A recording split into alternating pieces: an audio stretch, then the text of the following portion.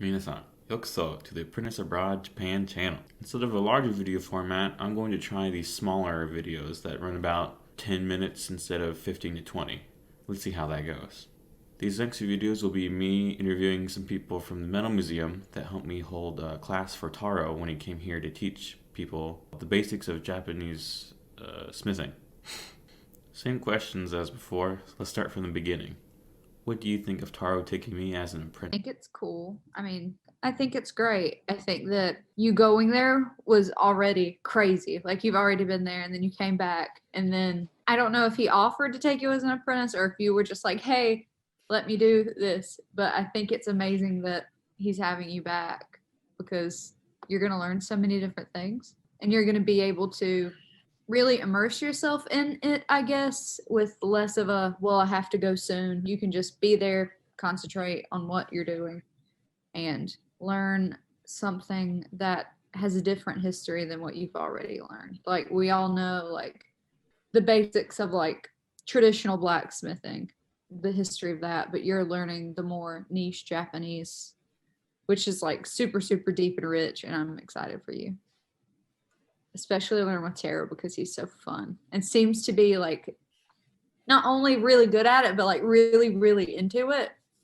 Do you think it's important to have this project on YouTube? I mean, it's like, I get it and I like it and I appreciate what you're doing, but you want someone who has nothing, no clue about it to learn that this is a thing that can happen. Because I mean, especially right now in COVID times, but even before, Japan is a very far off place and sometimes it's hard to get to and it's hard for people to even think about getting there, especially if you're being brought there to practice something. So I think that you're setting a good example for people to get what you want, figure out what you want and go towards it because I mean, you just straight up asked him to come, right?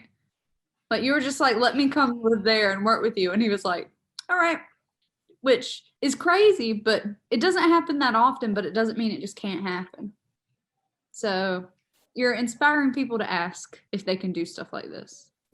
What do you think people will find interesting? I'm biased because, like, I want to see the swordsmithing and stuff. I also just want to see Japan. Like, I want to see what your daily life is like, where you live, like, the people you meet. Like, the people are really important. I think that highlighting the people you meet should be something that you do, whether that be through art or however. You know what I would like to see? How the art world works in Japan. We know Taro, he makes swords. He's not a national treasure, but he's a national treasure. Like he's a historic swordsman. Like, do they have just calls for art like America does? How do galleries work? Like, maybe that's not even the point of the channel, but that's what I'm interested in. I'm interested to see how this goes because it's a traditional Japanese blacksmithing apprenticeship, and though follows along some of the same lines, is completely different than your standard like blacksmithing apprenticeship in the United States. And even the like journeyman thing can't is would be completely different over there. But go over historical Japanese cultural ironwork. I'd love that.